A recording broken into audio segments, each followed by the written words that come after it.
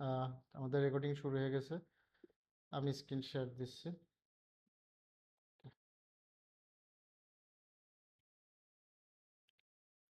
আচ্ছা। আহ, আচ্ছা, আমি মেসেজ একটু পড়ে দেখি। ওকে। তো আমার স্ক্রিন কি দেখা যায়? কেউ একজন একটু কনফার্ম করেন আমাকে।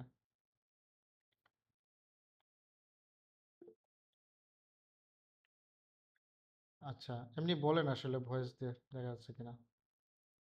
Ja, überlege mir, wo man den Curtis Sen, 90% feel করতে। আচ্ছা, আমি ইনশাল্লাহ এটা বলবো। ওকে। আচ্ছা আচ্ছা।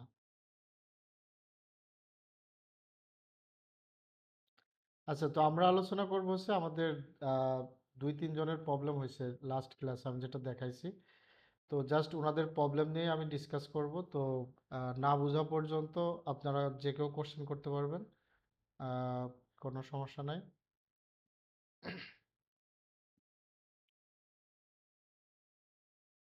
আচ্ছা, ওকে। তো আহ, এখানে কোশ্চেন ছিল যে একটা হোয়াইল লুপ বলতে বুঝতে সমস্যা হচ্ছে। তো আসলে যে আমরা একটা হোয়াইল লুপ লিখি। আমরা যে ভিএস কোড থেকে আমরা সাপোর্ট নিতে পারি এইভাবে, যে হোয়াইল লুপের স্ট্রাকচারও দিয়ে দেবে যদি একটা ক্লিক করি। এভাবে স্ট্রাকচার দিয়ে দেবে, বাট আমরা এটা মুখস্থ করে ফেলতে হবে যে আসলে হোয়াইল লুপ কীভাবে লেখে। যেটা আমি বারবার বলি যে যখন পিসির কম্পিউটারের বাইরে থাকবেন তখন চিন্তা করার ট্রাই করবেন যে আসলে হোয়াইল লুপ কীভাবে লেখে, কীভাবে একটা ফাংশন লেখে, কীভাবে ফর ইচ লুপ লেখে। এগুলো চিন্তা করতে থাকবেন যাতে এটা মুখস্থ হয়ে যায়। তো হোয়াইল লুপ আসলে যে আহ, এই আমরা প্রথমে এটা শুরু করতে হবে হোয়াইল দিয়ে, দেন একটা ফার্স্ট ব্র্যাকেট থাকবে, তারপরে একটা সেকেন্ড ব্র্যাকেট থাকবে। তো সেকেন্ড ব্র্যাকেটটা এটা হচ্ছে বডি পার্ট। ফার্স্ট ব্র্যাকেটের ভিতরে আমাদের কন্ডিশন থাকবে। এই কন্ডিশনটা মানে সত্য হইলে লুপটা চলতে থাকবে। যখন কন্ডিশনটা মিথ্যা হবে তখন আর লুপটা চলবে না। তা আমি আবারও বলি, হোয়াইল লুপটা নিজে নিজে চলতে থাকবে যতক্ষণ পর্যন্ত ওর ভিতরকের কন্ডিশনটা মিথ্যা না হবে। মানে এখানে এখানে আমরা যে কন্ডিশনই ব্যবহার করব সেটা যদি ফলস না হয়, সরি, ফলস না হওয়া পর্যন্ত ও চলতে থাকবে। তো এটা খুবই ডেঞ্জারাস। আমরা যখন হোয়াইল লুপ ব্যবহার করব, এটা ব্রাউজার ক্র্যাশ করতে পারে, কারণ এটা ইনফিনিটি লুপ হয়ে যাবে, চলতেই থাকবে, যেটা শেষ হবে না। তো এখানে এই যে আমরা যদি হচ্ছে এর মান, আমরা মান দিই ভেরিয়েবল এ, এর মান আমরা 1 দিলাম। তো 1 দিলে কি হবে, যে এটা কি আছে যে এটা হচ্ছে লেস দেন। তো লেস দেনের আমি আগের ক্লাসে বলেছি যে যেদিকে মুখ থাকবে সেদিকে বড়।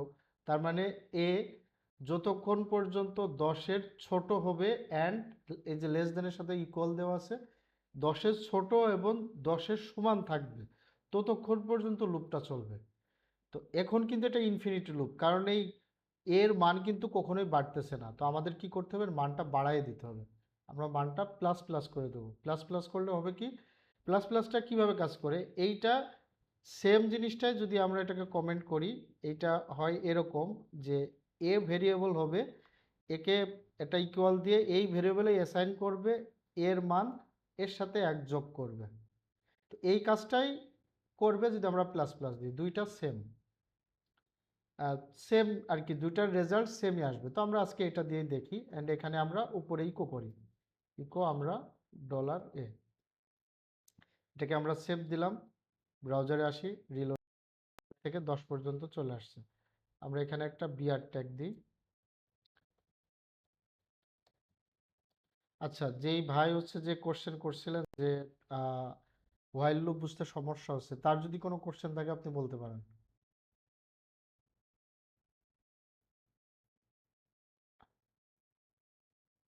আচ্ছা, বুঝতে পারছেন? আচ্ছা, অনেকে জয়েন রিকোয়েস্ট দিয়েছে। আচ্ছা, কথা বলতে হবে এটার। আচ্ছা, আমি এরপরে নাম নোট করে রাখবো ইনশাল্লাহ। আচ্ছা, হ্যাঁ, যে আপনি বলছেন, জি বুঝতে পারছে। ঠিক আছে, তো আমরা হোয়াইল লুপ শেষ। এটা নিয়ে যদি আরো কারো কোনো কোশ্চেন থাকে সে হ্যান্ড রেজ করতে পারেন। আহ,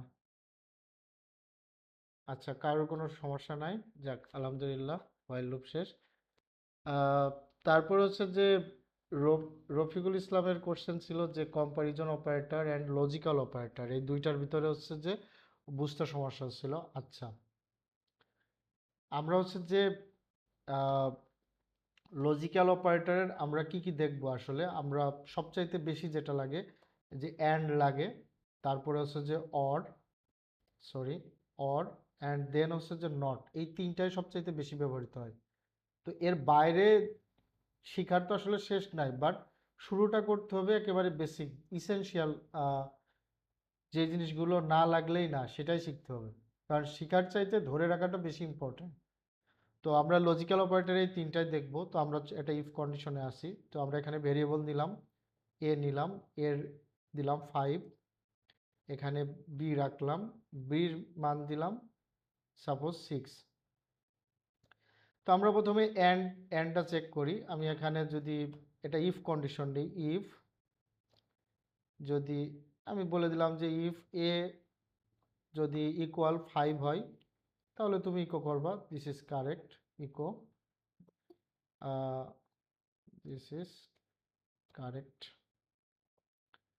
আচ্ছা, আচ্ছা, আমার মেবি হোস্ট অন্য কাউকে বানাইতে হবে, কিছুক্ষণ পর পর এক একজন রিকোয়েস্ট দিচ্ছে। আচ্ছা, ওকে। আচ্ছা, তো এইটাতে কি হবে যে যদি এর মান 5 হয় তাহলে এটা প্রিন্ট করবে এটা কারেক্ট। তো আমি এটা এখানে আসলাম, এসে রিলোড দিলাম, এটা কারেক্ট আসছে। তো এই যে অ্যান্ড অপারেটর, এটা তো আমরা একটা কন্ডিশন চেক করলাম, কিন্তু আমাদের যদি লাগে প্রোগ্রামে যে আমি মাল্টিপল কন্ডিশন চেক করতে চাই, যে আমার এটাও সত্য হইতে হবে আর একটাও সত্য হইতে হবে, দুইটা ঘটনা যখন সত্য হবে, তখন হচ্ছে যে আমার কোডটা রান করবে। তো এইটা যদি হয় তাহলে আমরা খুব সিম্পলভাবে এখানে অ্যান্ড দেব, যে হ্যাঁ এইটা যদি সত্য হয়, আমি এখানে পরের কন্ডিশনটা দিলাম, সাপোজ এখানে আমি বি দিলাম, বির মান আচ্ছা আপাতত 5 রাখলাম, দেখি কি ঘটে। যদি রিলোড দিই কোনো রেজাল্টই আসবে না, কারণ হচ্ছে যে প্রথমটা সত্য হয়েছে, দ্বিতীয়টা সত্য হয়নি। তো দ্বিতীয়টা আমি যদি 6 করে দিই তাহলে এটা সত্য হয়ে যাবে। এবার যদি আমি রিলোড দিই তাহলে এটা কাজ করবে। তো দুইটা ঘটনায় যখন সত্য হবে তখন আসলে বিতর্কের কোডটা রান করবে, না হলে রান করবে না, এই দুইটা ঘটনা যদি সত্য না হয়। এখানে এবার আসি যে আমাদের অর অপারেটরে আসি। অরে কি হবে যে একটা ঘটনা সত্য হইলেই কাজ করবে। তো অরে হচ্ছে যে আচ্ছা, এটা আমি আরেকটু বলে আসি যে অ্যান্ডে যেটা হয় যে অ্যান্ডে প্রথম প্রথম লজিকটা যদি মিথ্যা হয়ে যায়, তারপরে এরপরে যদি আরো 10টা লজিক থাকে আর চেক করবে না, প্রথমটা মিথ্যা হয়েছে ও তারপরের লাইনে সে পরের লাইনের কোড রান করার ট্রাই করবে, যেহেতু প্রথমটা মিথ্যা হয়ে গেছে তো এই ব্লকের বাইরে চলে আসবে, 21 নম্বর লাইনের পরে যদি কোনো কোড থাকে সেই কোডটা নিয়েও কাজ করবে। তো এটা অবশ্যই মনে রাখতে হবে যে মানে আমাদের এমন হইতে পারে যে আমরা প্রোগ্রামে অনেক কিছু কম্পেয়ার করে চেক করতে যাচ্ছি, তো সেই ক্ষেত্রে সবচাইতে যেটা ইম্পর্টেন্ট সেই লজিকটা আমরা প্রথমে লিখব, তাহলে হবে কি যে আমাদের প্রোগ্রামটার পারফরমেন্সটা আরও বেটার হবে। কারণ অ্যান্ডে প্রথমে যদি ভুল থাকে তাহলে পরের কন্ডিশনগুলো আর দেখে না। এখানে দেখা যাচ্ছে আপনি 10টা কন্ডিশন লাগাইছেন কিন্তু লাস্টের কন্ডিশনটাই ইম্পর্টেন্ট কন্ডিশন ছিল, অ্যান্ড ও 9টা কন্ডিশন চেক করছে, লাস্ট নাম্বারে যে ভুল পাইছে তারপরে ও পরের লাইনে গেছে, এটাতে তো অবশ্যই টাইম বেশি লাগবে। তো এটা আসলে আহ, এবার আমি অরে আসি। অরে হবে, অরে হচ্ছে যে যে কোনো দুইটা, এখানে দুইটা তিনটা যতগুলো থাকুক, এখানে যদি আমি আরো দিই, আমি এইভাবে আরো অনেকগুলো দিতে পারবো, যে কোনো একটা সত্য হইলেই তার বিতর্কের কোডটা রান করবে, আদারওয়াইজ করবে না। তো আমি জাস্ট দুইটাই রাখলাম, এখানে আমি এর মান দিয়ে দিলাম যে 7, এখানে কিন্তু সত্য কিন্তু সেকেন্ডটা। এবার যদি আমি রিলোড দিই এটা ঠিকই কাজ করবে, কিন্তু এটাও যদি আমি ভুল দিই, ভুল দিয়ে যদি 9 দিয়ে দিই, তারপরে যদি আমি রিলোড দিই এটা আর কাজ করবে না।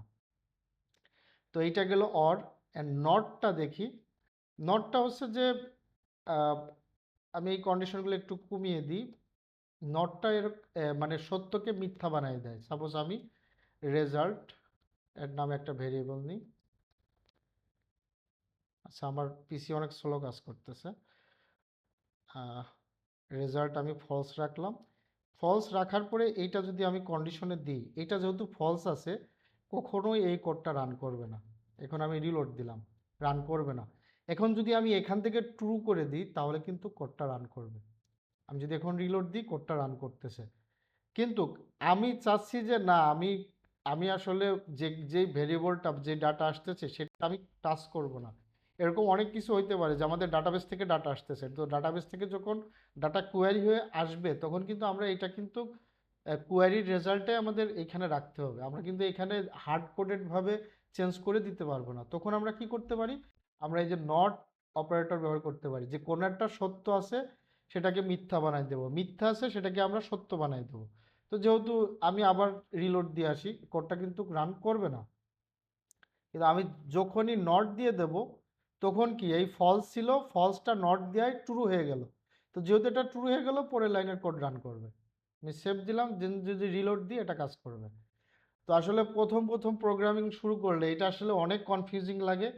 তো যদি অনেক কনফিউজিং লাগে আমি এটা ব্যবহার করলাম না, নট আমি ব্যবহার করলাম না। আমি সিম্পলি, আমি ভাই অত কিছু পারি না বুঝি না, আমি নতুন শুরু করছি কোড, আমি সিম্পলি ডাবল চেক দিয়ে সেট করবো যে তুমি যদি ট্রু হও তাহলে তুমি কাজ করবা, নাহলে করবা না। দেন আমি বারবার প্র্যাকটিস করব, প্র্যাকটিস করার পরে যখন আমি একটা সময় পরে যে শিখে ফেলতে পারবো তখন আমি ওইভাবে কাজ করব। তো এখন যেহেতু আসতেছে না আমি এখানে ফলস দিয়ে দিই। হ্যাঁ, রেজাল্ট যদি ফলস হয় তখনই এটা কাজ করবে। আমি এইভাবে ব্যবহার করলাম। মানে আমার নিজের সুবিধার মতো করে আমাকে ব্যবহার করতে হবে। এখন আসলে আমি ডে ওয়ানে অনেক পিএসপির অনেক ফাংশনালিটি দিয়ে আমি কোড লিখতে পারবো না। আমি যেটা যেটা জানি আমি সেটা বাট আস্তে আস্তে আমি ট্রাই করবো যে নতুন নতুন লজিকগুলো ইমপ্লিমেন্ট করার। দেখা যাচ্ছে আমি খুব ভালো করে এই নট অপারেটরটা শিখলাম, শেখার পর আমি এটা ইমপ্লিমেন্ট করার ট্রাই করব। যতক্ষণ আমি শিখতে পারতেছি না ততক্ষণ আমি এইভাবে কাজ চালাই নিই, নো প্রবলেম। আচ্ছা, কম্প্যারিজন অপারেটরের, আচ্ছা সরি, লজিক্যাল অপারেটরের তিনটা শেষ। দেন কম্প্যারিজন অপারেটরের আসছিল যে যেটা কোশ্চেন আসছিল যে এখানে ডাবল ইকুয়াল অ্যান্ড ট্রিপল ইকুয়ালটা বুঝতে সমস্যা হচ্ছে। আচ্ছা, এখানে হচ্ছে যে আহ, কোনো একটা টিউটোরিয়াল যদি প্রথমবার দেখা হয় 100% বোঝা যায় না, তো এটা বোঝার জন্য মাল্টিপল টাইম আসলে ব্যবহার করতে হবে। মানে মাল্টিপল টাইম, সরি, ভিডিও দেখতে হবে। ভিডিও না দেখলে আসলে বোঝা মুশকিল। আপনি প্রথমবার ভিডিও দেখে হয়তো বা 30% বুঝবেন, দ্বিতীয়বার ভিডিও দেখলে 60% বুঝবেন, তৃতীয়বার দেখলে দেখা যাচ্ছে যে 90% বুঝবেন। ওকে, আচ্ছা, অনেক স্লো হয়ে গেছে কম্পিউটার, আমি শুরু করি। তো এইটা হচ্ছে যে আমাদের, আমরা যখন এখানে কন্ডিশনটা চেক করি, আমি আবার আসি যে আমি এখানে দুইটা ভেরিয়েবল নিই, 5 আর একটা নিই আমি হচ্ছে যে স্ট্রিং দিয়ে 5 নিই। অ্যান্ড দুইটাই আমি হচ্ছে চেক করি যে ডলার এ, সাপোজ এ যদি ডাবল ইকুয়াল বি হয়, সরি, অ্যান্ড এখন যদি আমি রিলোড দিই এটা ঠিকই কাজ করতেছে। কিন্তু যদি দেখি যে এটা তো আসলে কাজ করা উচিত না, কারণ এটা ডাটা টাইপটা হচ্ছে ইন্টিজার, এটা ডাটা টাইপটা স্ট্রিং। তো আমাদের আসলে প্রোগ্রাম যখন আমরা রিয়েল লাইফে করব তখন অনেক জায়গায় আমাদের প্যাচ লাগবে, যে আমরা এইভাবে হচ্ছে যে যখন কম্পেয়ার করব তখন দেখা যাচ্ছে উল্টাপাল্টাভাবে কাজ করবে, তো এটা রাইট ওয়ে না। আমাদের টাইপ শো চেক করাটা রাইট ওয়ে।